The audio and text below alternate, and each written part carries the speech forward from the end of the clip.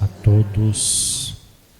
Antes de tudo, quero agradecer a possibilidade de estar com vocês nesta tarde e no meio da correria do dia a dia, de cúria, faculdade, paróquia, poder parar por um instante nesta que é uma das últimas tardes, às vésperas da Semana Santa, e poder não vir aqui dar uma palestra, uma aula, uma conferência, mas poder rezar com vocês.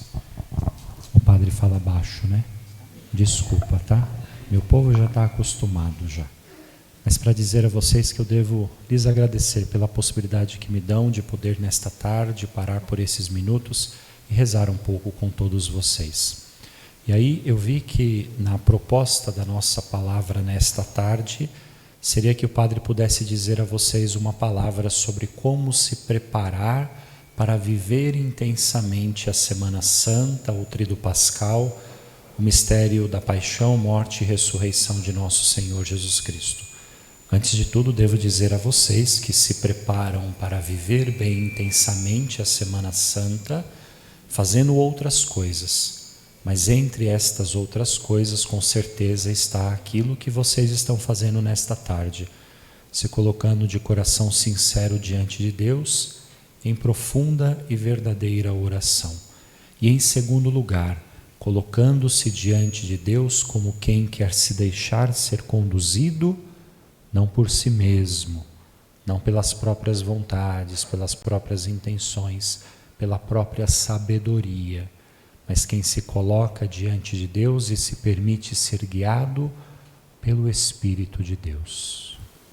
Por mais que nós sejamos preparados, capazes intelectualmente, hábeis na literatura sobre a teologia espiritual, sem o Espírito de Deus a gente não vive nada do que é de Deus de maneira intensa. Tudo fica na superfície se não for o Espírito de Deus que nos capacita para viver os mistérios de Deus. Afinal, quem é que conhece os mistérios mais insondáveis do coração do Pai e do coração do Filho, senão o Espírito? Por isso, aquilo que fazem nesta tarde já são bons primeiros passos para que na próxima semana possam viver intensamente a Semana Santa e mais especificamente o Tríduo Pascal. Mas o que eu quero lhes propor nesta tarde, e eu dou toda a liberdade para poderem se sentar neste instante, por gentileza, o que quero lhes propor nesta tarde é uma reflexão que em meu coração é recorrente todos os anos quando nós chegamos neste período, às vésperas do início da Semana Santa, às vésperas da celebração da entrada messiânica de nosso Senhor Jesus Cristo, que vamos celebrar no próximo domingo, também conhecido na liturgia como Domingo de Ramos.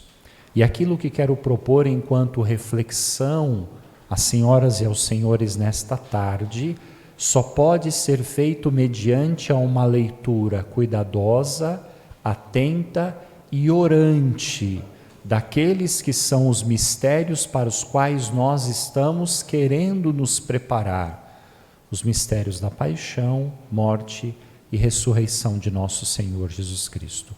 Por isso, no primeiro momento, eu os convido, à medida que o padre faz a leitura do trecho do Evangelho, é um trecho longo, por isso precisamos nos colocar em atitude orante diante da palavra de Deus, e enquanto escutamos a palavra, em atitude orante diante da palavra de Deus.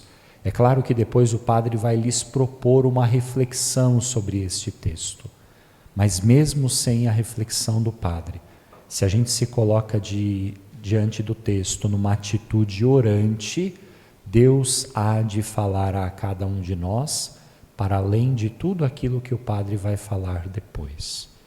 E o trecho que vou ler a vocês das Sagradas Escrituras é justamente o relato de São Marcos sobre o mistério da paixão, morte e ressurreição de nosso Senhor Jesus Cristo.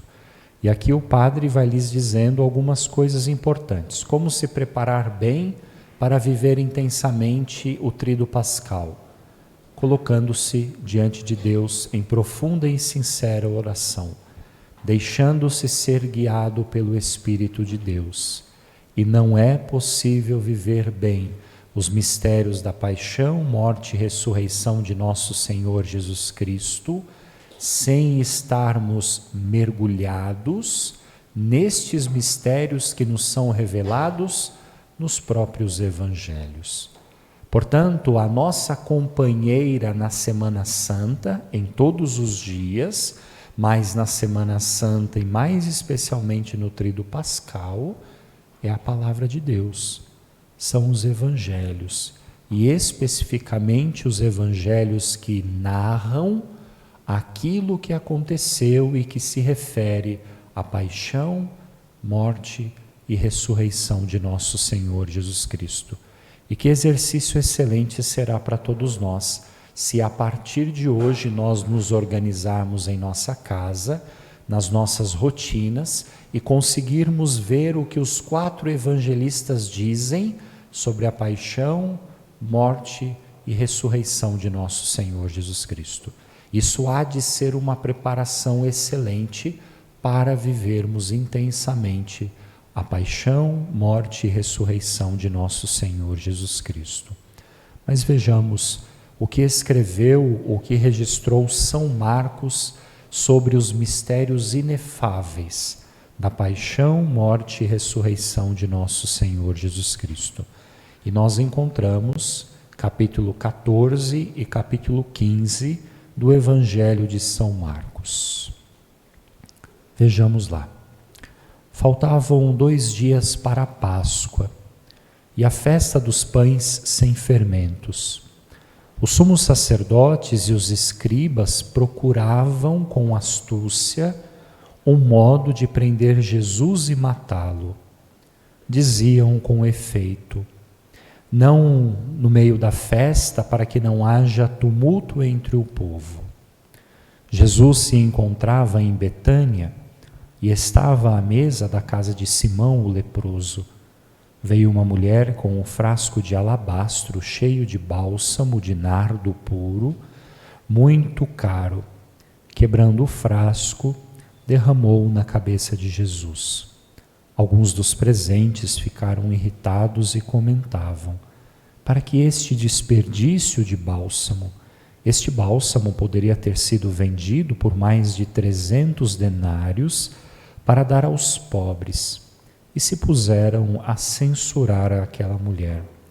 Jesus, porém, lhes disse: deixai-a em paz, porque a incomodais. Ela praticou uma boa obra para comigo. Os pobres sempre tendes convosco, e podeis fazer-lhe o bem quando quiserdes, mas a mim não tereis sempre. Ela fez o que estava ao seu alcance. Com antecedência, embalsamou o meu corpo para a sepultura, disse Jesus Cristo. Em verdade vos digo, onde for proclamado o Evangelho no mundo inteiro, será mencionado também em sua memória o que ela fez. Então Judas Iscariotes, um dos 12, foi procurar os sumos sacerdotes para lhes entregar Jesus. E a esta notícia, eles se alegraram e prometeram dar-lhe dinheiro, e ele procurava uma oportunidade para entregar Jesus. No primeiro dia da festa dos pães sem fermento, quando se imolava o cordeiro pascal, os discípulos perguntaram a Jesus: onde queres que te preparemos a ceia pascal? Jesus enviou 2 dos seus discípulos, dizendo-lhes: ide à cidade, e virá ao vosso encontro um homem carregando uma bilha de água. Segui-o. Dizei ao dono da casa onde ele morar: o mestre manda perguntar: onde está a minha sala para que possa comer a ceia pascal com os meus discípulos? Ele vos mostrará no andar de cima uma grande sala, arrumada e preparada. Lá fareis os preparativos para nós. Os discípulos saíram e foram à cidade. Encontraram tudo como Jesus tinha dito e então prepararam a ceia pascal. Ao anoitecer, Jesus foi para lá com os 12. Enquanto estavam à mesa comendo, Jesus lhes disse: em verdade eu vos digo, um de vós me entregará e deverá ser aquele que neste instante come comigo. Eles começaram a ficar tristes e a perguntar-lhe, um após o outro: acaso serei eu? Jesus lhes disse: é um dos 12, aquele que comigo põe a mão no prato. Por certo, o Filho do Homem se vai conforme está escrito a seu respeito. Ai, porém, daquele por quem o Filho do Homem é entregue. Melhor seria que tal homem nunca tivesse nascido. Enquanto estavam comendo, Jesus tomou o pão, pronunciou a bênção, partiu e lhes deu, dizendo: tomai, isto é o meu corpo. E tomando na mão o cálice, deu graças e passou a eles, e todos beberam. E disse-lhes: este é o meu sangue, o sangue da nova aliança, que é derramado em favor de muitos. Em verdade, não bebereis mais do fruto da videira, até em que o beber o vinho novo no reino de Deus. Depois de cantar o hino, saíram para o Monte das Oliveiras. Jesus lhes disse: todos vos escandalizareis, pois está escrito: ferirei o pastor e as ovelhas serão dispersas. Depois, porém, que eu ressuscitar, irei à vossa frente para a Galiléia. Pedro então disse: mesmo que todos se escandalizem, te abandonem, eu não.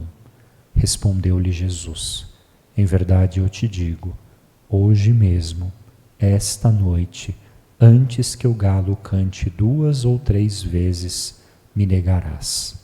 Pedro voltou a insistir: ainda que eu tenha de morrer contigo, nunca te negarei. E todos diziam a mesma coisa. Chegaram a um lugar chamado Getsêmani. Jesus disse então aos discípulos: sentai-vos aqui enquanto eu vou orar. Levou consigo Pedro, Tiago e João e começou a sentir pavor e angústia. E disse-lhes: minha alma está triste até a morte. Ficai aqui e vigiai. Então foi um pouco mais adiante, caiu por terra e orava para que, se possível, passasse dele àquela hora, e dizia: Abba, Pai, tudo te é possível. Afasta de mim este cálice. Contudo, não seja o que eu quero, mas o que tu queres. Quando voltou, encontrou os discípulos dormindo. Então disse a Pedro: Simão, estás dormindo? Não foste capaz de vigiar 1 hora? Vigiai e orai, para não cairdes em tentação. O espírito está pronto, mas a carne é fraca. Jesus afastou-se outra vez e orou, repetindo as mesmas palavras.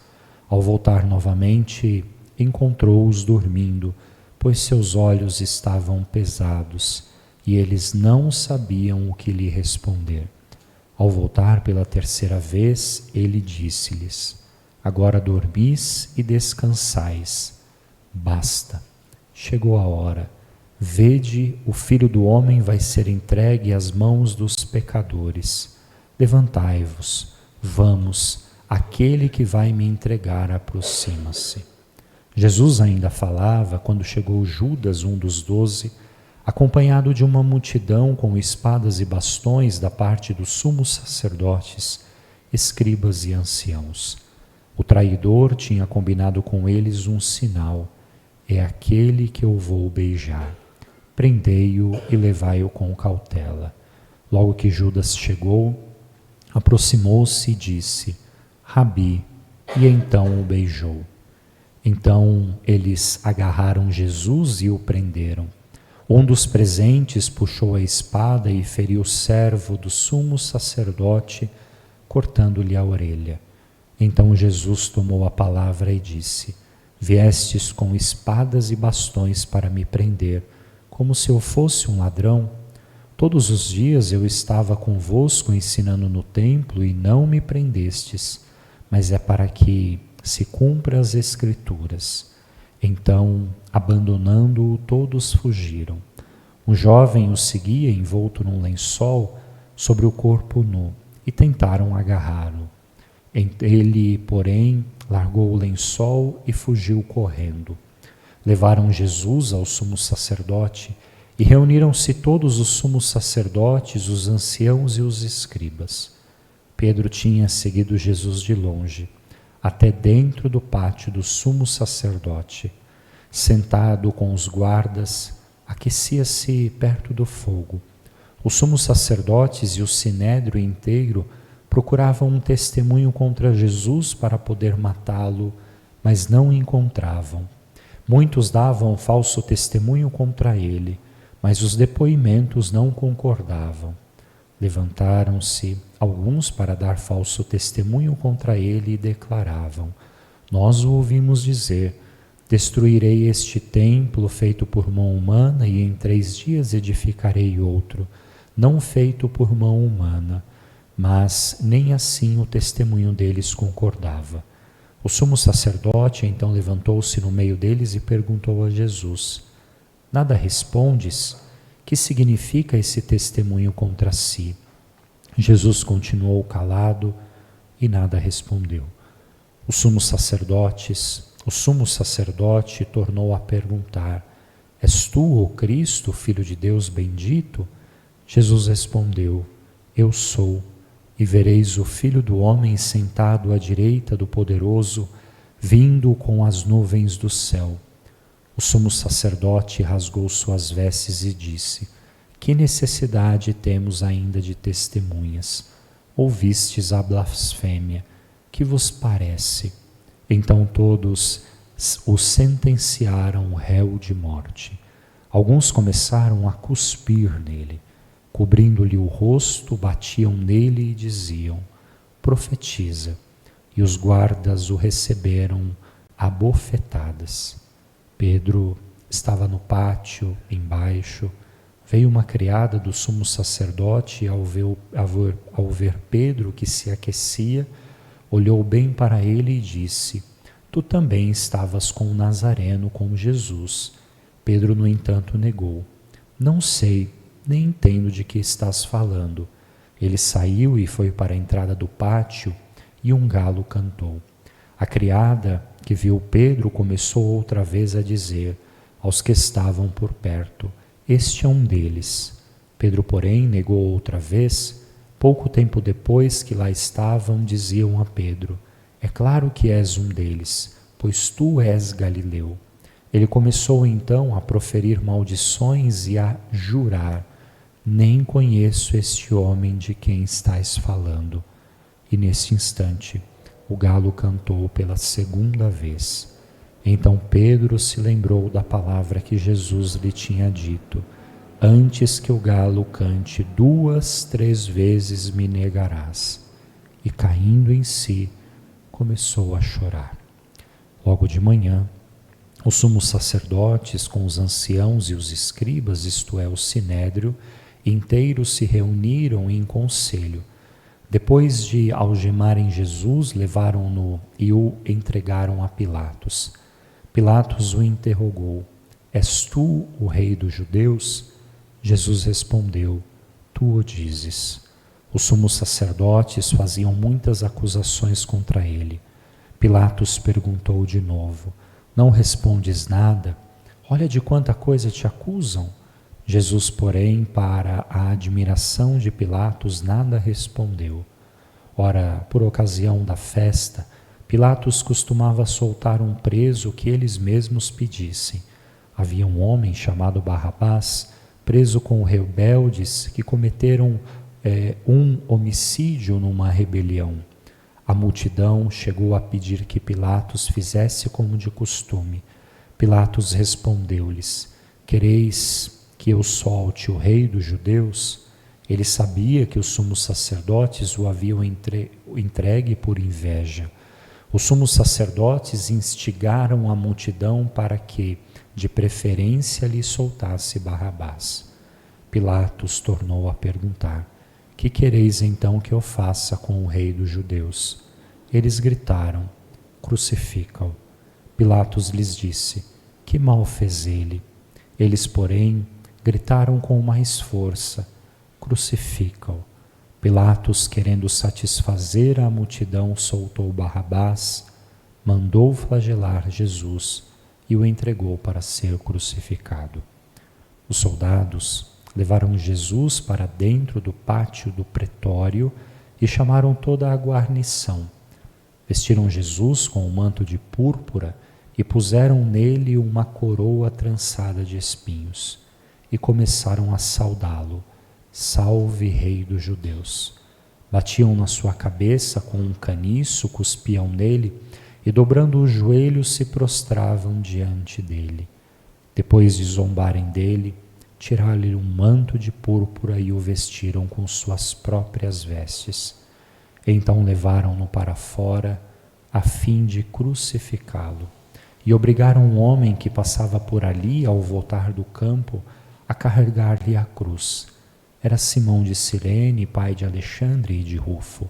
Levaram Jesus para o lugar chamado Gólgota, que quer dizer lugar da caveira. Deram-lhe vinho misturado com mirra, mas ele não aceitou. Eles o crucificaram e repartiram suas vestes, tirando a sorte sobre elas, para ver que parte tocaria a cada um. Esta era a hora terceira e o crucificaram. O letreiro, com o motivo da condenação, dizia: Rei dos Judeus. Com ele crucificaram 2 ladrões, um à direita e outro à esquerda. Os que passavam por ali o insultavam, balançando a cabeça e dizendo: Ah, tu que destróis o santuário e o edificas em 3 dias, salva-te a ti mesmo descendo da cruz. Do mesmo modo, também os sumos sacerdotes zombavam deles entre si, juntamente com os escribas, e diziam: A outro salvou, a si mesmo não pode salvar. Que o Cristo, Rei de Israel, desça agora da cruz, para que vejamos e acreditemos. E também os que foram crucificados com ele o insultavam. Chegada a hora sexta, trevas cobriram a terra toda até a hora 9. A hora 9, Jesus gritou com voz forte: Eloi, Eloi, lama sabachthani, que quer dizer: meu Deus, por que me abandonastes? Alguns dos que estavam ali perto, ouvindo, disseram: Vede, ele está chamando por Elias. Alguém correu e ensopou uma esponja com vinagre, colocou-o na ponta de uma vara e deu-lhe de beber, dizendo: Deixai, vejamos se Elias vem tirá-lo.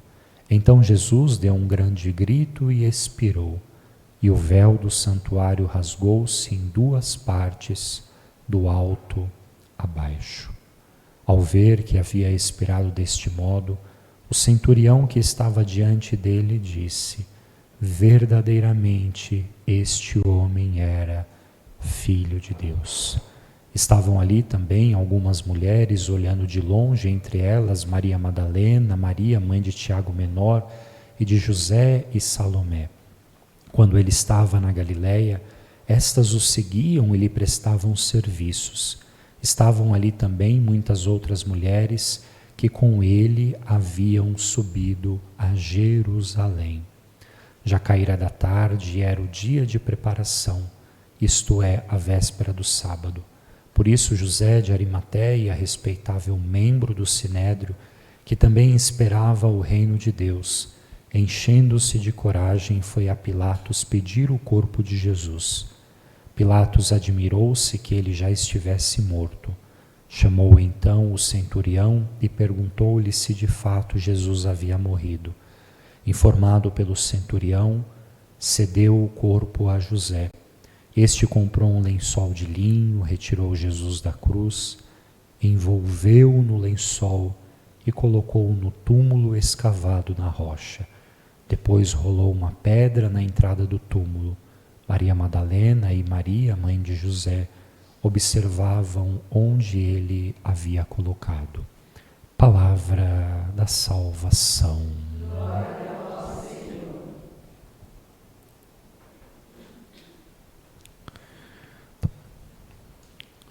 Caríssimas irmãs, irmãos caríssimos, desculpe por lhes propor um texto tão longo, mas novamente é a palavra de Deus que nos oferece a possibilidade de, mesmo depois de ter passado tanto tempo na perspectiva histórica do acontecimento, paixão, morte e ressurreição de nosso Senhor Jesus Cristo, é a palavra de Deus que, pela ação do Espírito Santo, nos permite fazer memória, nos permite viver a cada Eucaristia celebrada e também a cada ano por ocasião da celebração da Páscoa, este mistério que está descrito no Evangelho. Eles propõem este texto que nos dá a visão geral daquilo que foi o caminho da paixão e, sobretudo, da morte de nosso Senhor Jesus Cristo, porque no centro deste texto está, claro, a pessoa de nosso Senhor Jesus Cristo, o seu mistério de amor vivido por cada um de nós. Mas a descrição da paixão, morte e ressurreição de nosso Senhor Jesus Cristo, também ela está constituída de outras personagens que de algum modo participam destes mistérios da paixão, morte e ressurreição de nosso Senhor Jesus Cristo. E cada uma destas personagens, elas manifestam atitudes diferentes diante do mistério da paixão, morte e ressurreição de nosso Senhor Jesus Cristo. E não é sem razão que São Marcos e também os outros evangelistas fizeram questão de registrar esta gama ou este número grande de personagens que estavam envolvidos no mistério da paixão, morte e ressurreição de nosso Senhor Jesus Cristo.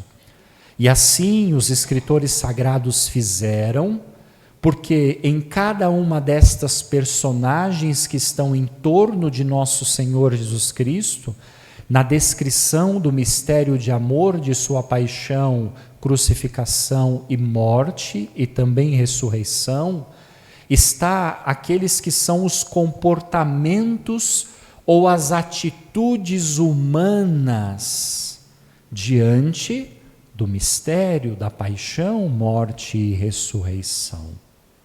Em cada um dos personagens que estão descritos no mistério da paixão, morte e ressurreição de nosso Senhor Jesus Cristo, está de certa forma presente os comportamentos humanos possíveis diante deste mistério de amor.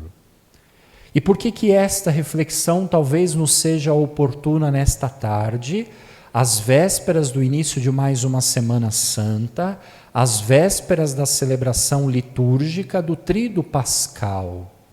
Porque da mesma maneira que estes homens e estas mulheres que estiveram envolvidos no mistério enquanto acontecimento histórico, teológico, paixão, morte e ressurreição de nosso Senhor Jesus Cristo, fizeram as suas escolhas sobre a forma como participariam deste mistério, ver as escolhas feitas por estas personagens nos ajudam também a percebermos que às vésperas de mais uma Páscoa, somos nós que somos chamados também a fazer as nossas escolhas. Nesta quinta-feira, no domingo de Ramos, somos nós que deveremos fazer a nossa escolha sobre de que modo nós queremos participar dos mistérios que são celebrados no Tríduo Pascal, portanto, mistérios da paixão, morte e ressurreição de nosso Senhor Jesus Cristo. E as escolhas feitas por estes personagens ajudam-nos a perceber algumas atitudes que nós não devemos ter se nós quisermos viver intensamente e bem o Tríduo Pascal, mas outras atitudes em outras personagens que estão presentes no texto iluminam a nossa vontade e nos ensinam sobre aquelas que são as atitudes que Deus espera encontrar em cada um de nós na celebração litúrgica do Tríduo Pascal. Dizendo de maneira breve, em algumas atitudes aprendemos e não vivemos. Em outras atitudes, se nós vivermos e aprendermos destas atitudes, nós viveremos intensamente o Tríduo Pascal. E aqui, é claro, fica a chave de leitura, fica a indicação para a forma de fazermos esta leitura sobre o texto descrito, e voltando para casa, nós podemos aprofundar as atitudes e os comportamentos de cada uma destas personagens que participam deste mistério de amor revelado no Evangelho.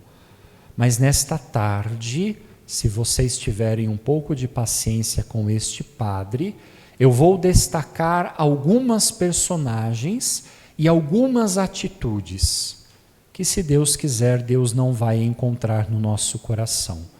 Mas algumas personagens e algumas atitudes que, oxalá, Deus encontre no nosso coração.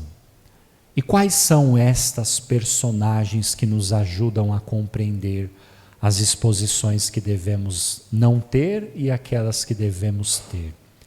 Começando por aquelas que, em absoluto, se quisermos viver intensamente o Tríduo Pascal, Deus não pode encontrar em nosso coração e em cada um de nós. E a personagem por excelência, que reúne em si as atitudes que Deus não pode encontrar em nós, é a pessoa de Judas. E aqui Judas, precisaríamos de pelo menos umas 3 ou 4 tardes para falarmos sobre as escolhas de Judas. Mas se nós pegarmos os 4 evangelhos, Judas fez o que fez, e aquilo que ele fez, o que fez, pode ser compreendido a partir de 2 ideias. Em primeiro lugar, alguns evangelistas destacam que Jesus Cristo fez o que fez, traindo a pessoa de nosso Senhor Jesus Cristo, mas antes de tudo ele percebe que é possível trocar Jesus Cristo, vender Jesus Cristo, trair Jesus Cristo por 30 moedas. Isso está descrito em um dos evangelhos. E aqui está a primeira atitude equivocada de Judas. Judas troca Jesus Cristo por 30 moedas de prata, que o leva à traição, justamente e antes de tudo porque Judas, mesmo tendo caminhado com Jesus Cristo, olhado para Jesus Cristo, tendo sido visto e olhado por Jesus Cristo, tendo convivido com Jesus Cristo, Judas não conseguiu perceber o quão valiosa era a pessoa de nosso Senhor Jesus Cristo para a sua vida. E o erro fundamental de Judas foi trocar aquilo que era o mais valioso da sua vida, a pessoa de nosso Senhor Jesus Cristo, por aquilo que tinha algum valor. Não é possível dizer que 30 moedas de prata não tinha valor nenhum. Tinha o seu valor, sim, mas o erro de Judas, novamente, foi trocar aquilo que era o mais valioso por aquilo que tem algum valor. E aqui a gente vai tentando trocar ou fazer com que isso toque aquela que é a nossa vida prática e cotidiana de Semana Santa. Será que este equívoco cometido por Judas é um equívoco cometido apenas por Judas? Será que também nós, será que também os nossos fiéis cristãos católicos não correm um pouco este risco de, na Semana Santa, trocar aquilo que é o mais valioso por aquilo que tem algum valor? Posso dar um exemplo? Posso dar um exemplo? Quer ver o que o padre escuta de sexta-feira à tarde? Na minha paróquia eu não escuto isso, porque lá na minha paróquia ninguém faz isso. Mas lá nas outras paróquias onde passei muitas vezes. Ah, padre, eu não consegui ir na celebração da Paixão do Senhor às 3 horas da tarde. Desculpa, porque eu fiz um bacalhau gostoso, veio a família, padre. Nós nos reunimos para almoçar. E eu fiquei sem jeito, padre, de dizer para minha família que às 3 horas da tarde eu precisaria estar na igreja. Vamos lá. É possível dizer que um bacalhau caprichado não tem valor? Não, tem o seu valor, não é? Tem o seu valor. É possível dizer que um almoço em família não tem o seu valor? É claro que tem o seu valor. É possível dizer que um almoço de sexta-feira santa com a família reunida, rezando na hora do almoço, não tem o seu valor? Tem o seu valor. Mas só devemos tomar cuidado para não trocar aquilo que é o mais valioso por aquilo que tem algum valor. E assim o padre poderia dar outros exemplos e outros causos de Judas dos nossos tempos que trocam o mais valioso por aquilo que tem algum valor. Certo? Segundo erro de Judas, os evangelhos, mas sobretudo a tradição, reconhece Judas como aquele que é o traidor de nosso Senhor Jesus Cristo. Como aquele que, conhecendo Jesus Cristo, disse não a Jesus Cristo, preferiu trocar Jesus Cristo por aquilo que tinha algum valor. Nas minhas meditações nesta manhã, refletindo sobre aquilo que via falar a vocês, eu ficava pensando, será que a possibilidade da traição a Jesus Cristo, será que a possibilidade da traição ao mistério da paixão, morte e ressurreição de nosso Senhor Jesus Cristo foi uma exclusividade de Judas? Judas traiu nosso Senhor Jesus Cristo a partir dos seus interesses, a partir daquelas que eram as marcas na identidade de Judas. Judas tinha tendências para o dinheiro, portanto ele troca Jesus por dinheiro. Mas ao mesmo tempo eu pensava, talvez esta atitude de trair nosso Senhor Jesus Cristo, de trair o mistério da paixão, morte e ressurreição de nosso Senhor Jesus Cristo, não tenha sido uma possibilidade apenas para Judas, mas continua sendo uma possibilidade para os discípulos e seguidores de nosso Senhor Jesus Cristo de todos os tempos. E nós não devemos fechar os nossos olhos para esta possibilidade que também pode bater à porta do nosso coração. Existe a possibilidade, sim, de nós, cristãos católicos, sermos traidores de nosso Senhor Jesus Cristo e traidores do mistério da sua paixão, morte e ressurreição. E eu pensava algumas formas através das quais nós, infelizmente, podemos trair Jesus Cristo. Mas aquela que foi mais recorrente ao meu coração neste dia é esta.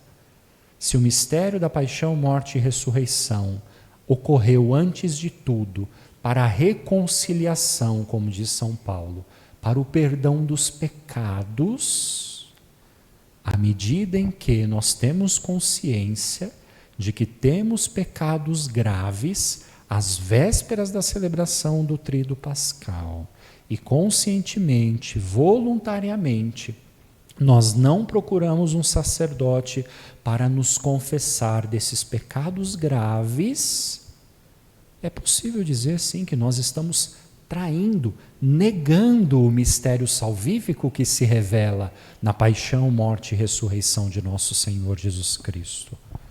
Mas a pior das traições é aquela daquele que muitas vezes tem consciência de que está em pecado, mas que nada faz para sair da situação de pecado. Padre, é pior trair de pior forma possível ainda? É aquele que está em situação de pecado, aquele que não faz nada para sair da situação de pecado. E vejam só, aquele que acha que está bem assim, aquele que acha que tanto faz estar reconciliado com Deus como estar na situação de pecado. E muitos ainda usam o argumento da misericórdia de Deus. Deus é misericordioso, portanto Ele perdoa tudo. Muito bem, isso pode ser um argumento, mas não pode justificar estas atitudes que atraiçoam o mistério da paixão, morte e ressurreição de nosso Senhor Jesus Cristo. Segundo personagem importante, e o padre está só começando, mas se tiver que parar o padre, você pode parar, não tem problema, a gente volta o ano que vem. Então, segundo personagem importante que nos mostra algumas atitudes que Deus não quer encontrar em nosso coração. As atitudes de Pedro, às vésperas da morte e da crucificação de nosso Senhor Jesus Cristo. E quais são as duas atitudes de Pedro?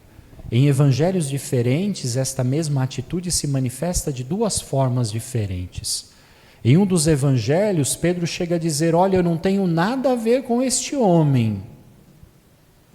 E no outro evangelho que escutamos, ele chega a negar: olha, eu não conheço este homem. Não é comigo isso que está acontecendo. Eu não tenho nada a ver com isso que está acontecendo. Nega literalmente. E aqui novamente é o caminho que nós vamos fazer com todos os personagens, com todas as personagens. Será que esta atitude de dizer, olha, eu não tenho nada a ver com isso, nem conheço esse tal Jesus Cristo, será que é uma possibilidade, ou foi uma possibilidade exclusiva de Pedro? Quantos não são os cristãos católicos do nosso tempo, que vivem a Semana Santa, que vivem o Tríduo Pascal, nesta perspectiva petrina, desta noite em que Pedro negou e que disse: isso não tem nada a ver comigo? Muitos. E este é um risco que bate à porta da nossa casa e do nosso coração também, todos os dias e a cada Semana Santa que vai chegando. Não tenho nada a ver comigo. Ah, nós temos que ir às celebrações. Não tenho nada a ver comigo.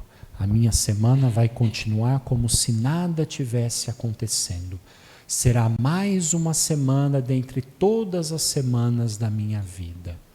Eu nego que existe alguma coisa diferente.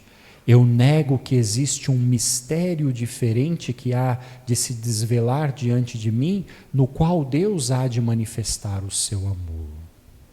Para ir mais rápido, outra personagem, Pilatos. Talvez dos mais eloquentes de todos.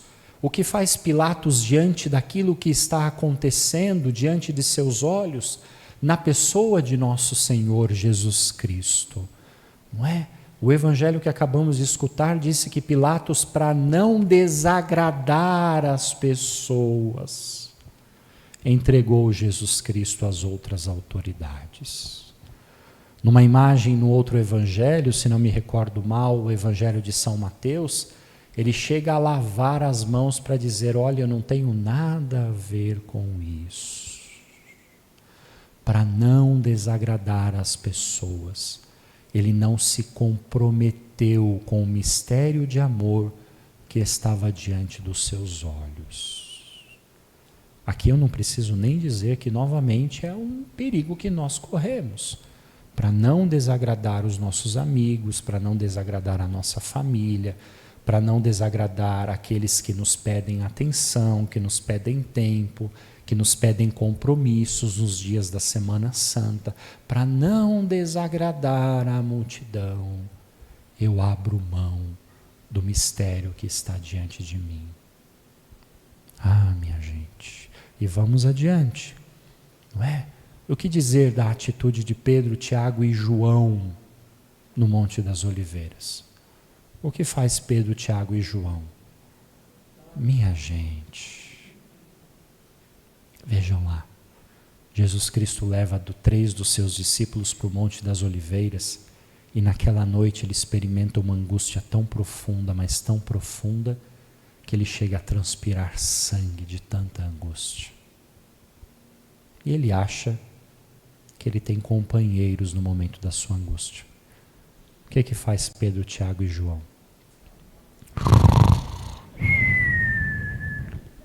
De vez em quando eu falo para o povo lá na minha igreja, de domingo na missa das 11h30, quando está chovendo, tempo escuro, frio, eu falo para o povo, aproveitem a tarde deste domingo para rezarem a oração de Pedro no Monte das Oliveiras. Qual que foi a oração de Pedro no Monte das Oliveiras?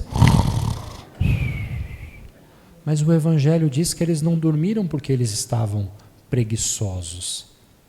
Eles dormiram porque eles estavam cansados.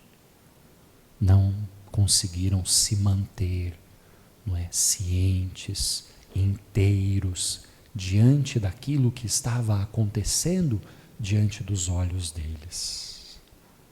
Isso daqui eu não preciso nem dizer que é um perigo que acontece com todos nós, não é? E estão gravando aqui? Então, já que estão gravando, então eu não vou poder dizer que pode acontecer até com o padre. É possível que o padre celebre a Semana Santa se ele não cuidar, feito Pedro, Tiago e João no Monte das Oliveiras. Está celebrando de olho aberto, mas está tão cansado, tão acabado, porque não se organizou. Afinal, aquela é a maior semana, ou a semana maior na vida de fé. E ele está lá rezando de pé, mas no fundo, cansado, exausto. E não consegue celebrar de tal maneira que consiga fazer o bem, que consiga fazer bem aquilo que tem que fazer.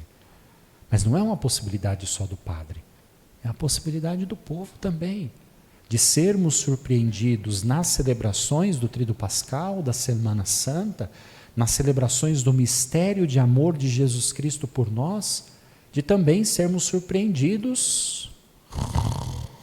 Ah, padre, eu estou tão cansado. Por que não veio na missa na quinta-feira santa? Ah, padre, eu estava tão cansado, padre.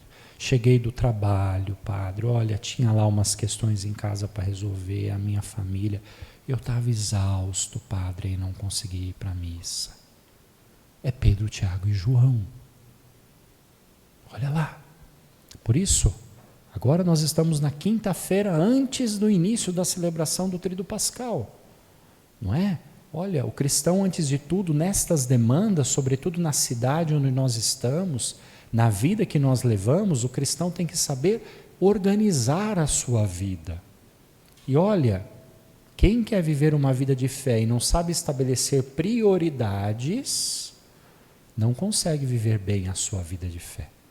Por isso é necessário nos organizarmos agora, para que quando chegarmos na celebração do Tríduo Pascal, nós estejamos inteiros, com os olhos abertos, com o coração atento, querendo viver aquilo que nosso Senhor Jesus Cristo quer nos oferecer, novamente pelos mistérios da sua paixão, da sua morte e da sua ressurreição.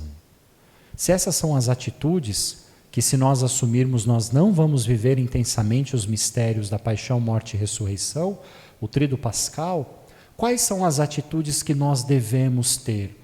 O que é que as personagens do Evangelho nos ensinam sobre as atitudes que Deus quer encontrar em cada um de nós? Algumas delas, e chegando em casa, vejam as outras. Das atitudes mais bonitas está no princípio do trecho do Evangelho que nós escutamos. O que faz aquela mulher quando Jesus Cristo ainda está em Betânia? Derrama, não é? o óleo alabastro, de nardo, coisa fina, não é? Aos pés de nosso Senhor Jesus Cristo. E depois a interpretação que se dá sobre isso é que o corpo de Jesus Cristo já ia sendo preparado para a sua sepultura. Mas aquela mulher, ao derramar aquilo que derramou nos pés de nosso Senhor Jesus Cristo, ela não apenas fez este gesto, mas por detrás deste gesto está uma atitude das mais bonitas que Jesus Cristo poderia esperar antes de entregar-se por inteiro, por amor a cada um de nós. Enquanto aquela mulher derramava aquele óleo, aquele perfume nos pés de nosso Senhor Jesus Cristo, aquela mulher derramava aos pés de nosso Senhor Jesus Cristo, entregava a nosso Senhor Jesus Cristo o melhor que aquela mulher tinha, o melhor do que ela poderia entregar à pessoa de nosso Senhor Jesus Cristo. Diante de tão excelso mistério de amor que nós estamos para celebrar, o que Deus espera que nós possamos entregar a seu Filho Jesus Cristo? Não um pouco de nós, não algo de nós, mas o melhor de nós, o melhor daquilo que nós somos. E aqui novamente, não é que a Semana Santa é um intervalo das nossas tarefas, a gente vive a Semana Santa e depois nós vamos voltar a viver as nossas obrigações. A Semana Santa vai acontecer justamente no meio das nossas obrigações, no meio das nossas tarefas, no meio das relações que estabelecemos, das responsabilidades que temos, e no meio de todas estas demandas, no meio de tudo aquilo que nos é solicitado de nós mesmos pelos outros, pelas coisas, pela rotina, no meio de tudo isso, o que nós vamos oferecer a nosso Senhor Jesus Cristo? Alguma coisa de nós, um pouco de nós, ou o melhor de nós? Aprendamos da experiência daquela mulher que estava em Betânia. Segundo a imagem bonita que decorre também de uma outra personagem, Simão de Cirene, o Evangelho diz que Jesus Cristo estava carregando a cruz, e eis que os soldados obrigaram tal Simão de Cirene nosso Senhor Jesus Cristo a carregar a sua cruz. Aqui duas coisas são bonitas. O gesto de ajudar o Salvador da humanidade a carregar o peso da sua cruz. Portanto, Simão de Cirene participou ali do mistério de amor de nosso Senhor Jesus Cristo. Mas existe um dado que é importante. Ele não fez porque ele quis. Não é que ele estava passando, ele olhou Jesus no seu sofrimento e disse: eu vou ajudá-lo. Ele foi obrigado a carregar a cruz. Mas no cumprimento daquela obrigação, ele experimentou ali a possibilidade de participar do mistério de amor de nosso Senhor Jesus Cristo. O que isso diz a cada um de nós, a nossa vida de fé, às vésperas da nossa participação no Tríduo Pascal? Ora, pode ocorrer de nós estarmos chegando para a celebração do Tríduo Pascal deste ano e nós não estarmos, do ponto de vista de fé, 100%. Existem tempos em que nós estamos em nossa vida de fé, em que tudo nós vemos, sentimos e experimentamos a presença de Deus. E por isso a nossa fé robusta. Mas existem tempos também, e isso é legítimo para o cristão, em que a nossa fé muitas vezes, em que a gente procura Deus em tudo, e muitas vezes a gente não sente a presença de Deus. E a nossa fé muitas vezes entra em processos e períodos de crise. E o pior não é ter a fé em crise, o pior é negar que isso possa acontecer em cada um de nós. E quando isso acontece, sempre se recordar das palavras daqueles que já experimentaram isso antes. E talvez Santa Teresa de Calcutá tenha sido aquela que mais recentemente nos recordou algo importante sobre isso, que ao dizer que mesmo que eu não sinta a presença de Deus, eu sei que Ele está comigo. Mas para dizer, pode acontecer de nós chegarmos nesta Semana Santa e estarmos nos perguntando, mas por que eu tenho que ir à igreja? Eu não estou sentindo a presença de Deus. Ou como a gente diz comumente, eu não estou conseguindo conversar com Deus. Ou eu não estou conseguindo escutar Deus falar ao meu coração. E aí a experiência deste homem nos ensina algo importante. A disciplina. A disciplina. Vida espiritual sem disciplina não é possível. Mesmo que não estejamos 100%. Participarmos na certeza de que Deus se manifesta no seu amor por cada um de nós. Na aparente obrigação, aquele homem experimentou o mistério de amor de nosso Senhor Jesus Cristo. Indo por disciplina, participando pela convicção de que mesmo que eu não esteja inteiro, mesmo que eu não escute a voz de Deus, mesmo que eu não esteja conseguindo conversar com Deus, eu vou, porque eu sei que mesmo que eu não consiga falar com Ele, mesmo que eu não escute, Ele me escuta e Ele fala comigo.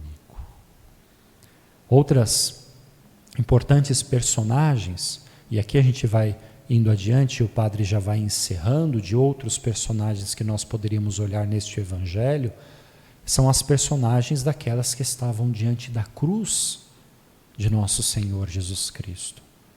E os evangelhos oscilam em dizer quem que de fato estava diante da cruz de nosso Senhor Jesus Cristo. Mas existe um consenso entre os evangelistas em afirmar que diante da cruz de nosso Senhor Jesus Cristo estava a sua mãe e algumas mulheres. O estar diante da cruz. O que nos fala sobre as disposições da mãe de Jesus e daquelas mulheres? São Marcos diz que estas mulheres acompanhavam Jesus desde a Galileia. A mãe de Jesus acompanhava Jesus Cristo desde a noite em que recebeu o anúncio do anjo Gabriel. E fazendo todo o caminho com nosso Senhor Jesus Cristo, não é que quando começou a parte difícil da jornada de Jesus Cristo, que elas abandonaram Jesus Cristo, que elas disseram, a partir daqui eu não consigo ir. Mas estas mulheres permaneceram fiéis a nosso Senhor Jesus Cristo. Desde a Galileia, passando por toda a sua vida pública, contemplando a sua via crucis, e diante da cruz estava a mãe de Jesus e estas mulheres. Qual é a atitude por excelência que Deus espera encontrar no nosso coração? Esta fidelidade. Aonde é que nosso Senhor Jesus Cristo quer nos encontrar?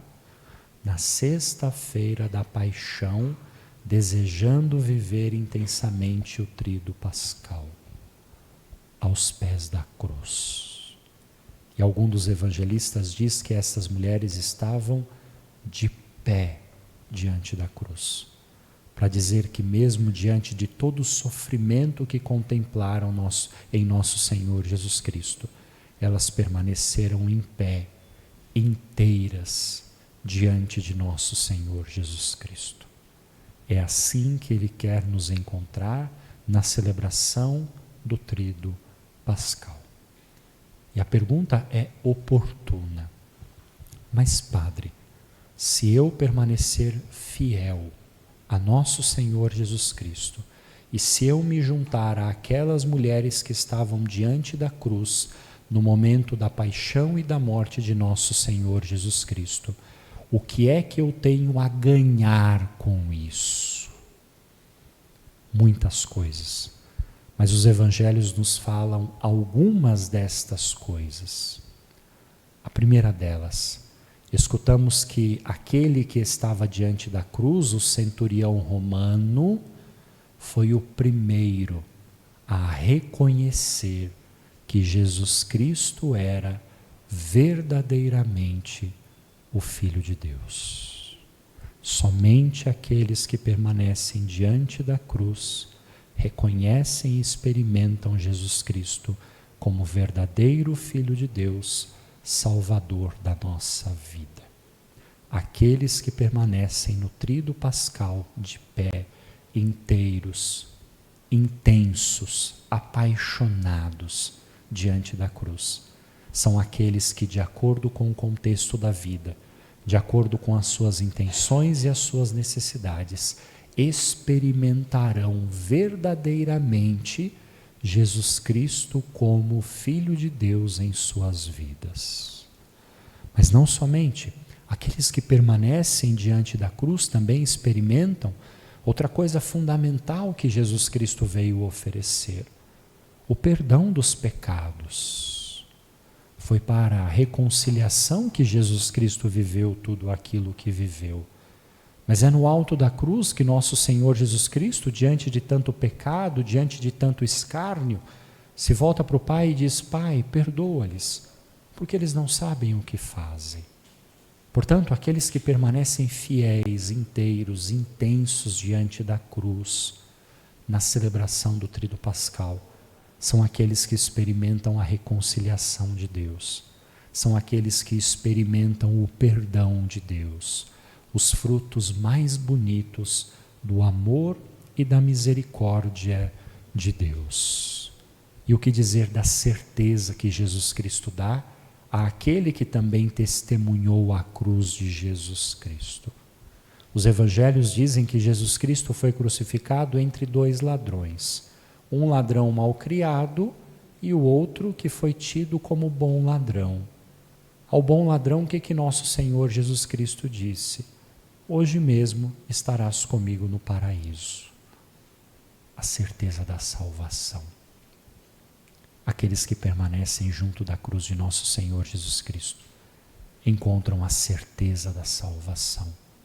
Só diante da cruz de nosso Senhor Jesus Cristo nos é possível a certeza da salvação dada a cada um de nós. O que dizer da descrição no Evangelho de São João, capítulo 19, quando um dos soldados romanos perfura um lado de nosso Senhor Jesus Cristo, e ali do lado de nosso Senhor Jesus Cristo jorra sangue e água. Quem experimentou este instante? Imagem por excelência da Eucaristia, do amor mais genuíno de nosso Senhor Jesus Cristo por cada um de nós. Aqueles que estavam diante da cruz. Portanto, estas experiências e outras experiências, talvez a mais bonita, e vou me recordando de outras, mas vou parando por aqui, que eu acho que já deu o meu tempo, somente quem está diante da cruz vai testemunhar ou é capaz de testemunhar a confiança absoluta que Jesus Cristo tem no Pai. Somente quem esteve diante da cruz escutou o brado de solidão de Jesus Cristo. Por que me abandonastes? Mas somente quem esteve diante da cruz e quem permanece diante da cruz é capaz de conhecer a confiança no Pai que havia no coração de nosso Senhor Jesus Cristo. Pois em meio a todo aquele sofrimento, toda aquela dor, tudo aquilo que experimentava naquele instante, a última palavra de nosso Senhor Jesus Cristo: em tuas mãos eu entrego o meu espírito. Expressão da confiança absoluta que nosso Senhor Jesus Cristo tinha em Deus, o nosso Pai. Por estas e outras razões, aconselho e prometo a vocês que do lado de lá da Avenida Brasil, eu vou estar rezando para que vocês deste lado possam viver intensamente os mistérios da paixão, morte e ressurreição de nosso Senhor Jesus Cristo. E que vocês possam fazer verdadeira experiência neste amor, recordando que experiência significa ser alcançado por inteiro pelo mistério de amor de nosso Senhor Jesus Cristo, que se revelou na sua paixão, na sua morte e na sua ressurreição. Por isso faço votos de que se organizem, de que se preparem, para que possam viver intensamente esses mistérios, para que não seja mais uma Semana Santa, para que não seja mais uma ideia sobre o Tríduo Pascal, uma teoria ou uma teologia sobre o Tríduo Pascal, mas para que possam viver verdadeiramente o Tríduo Pascal enquanto experiência de fé. Mas se eu prometo a vocês que lá nós vamos rezar para que vocês vivam intensamente o Tríduo Pascal aqui, peço para que vocês também daqui rezem para que nós lá vivamos intensamente o Tríduo Pascal. Então, o Senhor esteja convosco. Ele está no meio de nós. Que pela eterna e amorosa intercessão da bem-aventurada Virgem Maria, Mãe e Senhora do Brasil, que por intercessão de São José, seu castíssimo esposo, de todos os santos e santas de Deus, especialmente aqueles que contemplaram a cruz de nosso Senhor Jesus Cristo, que a bênção de Deus seja derramada sobre cada um de vós, irmãos e irmãs, que a bênção de Deus vos alcance em vossa casa, a vossa família, que a bênção de Deus alcance os paroquianos idosos, enfermos, aqueles que sofrem desta paróquia, que a bênção de Deus seja derramada também sobre a vida dos padres que por aqui devotamente oferecem a sua vida cotidianamente, que a bênção de Deus seja a vossa companhia ao longo dos dias que seguem nesta Semana Santa, especialmente no Tríduo Pascal. Que a bênção de Deus Todo-Poderoso, o Pai, o Filho e o Espírito Santo desça sobre vós e permaneça para sempre. Amém. Eu e minha casa serviremos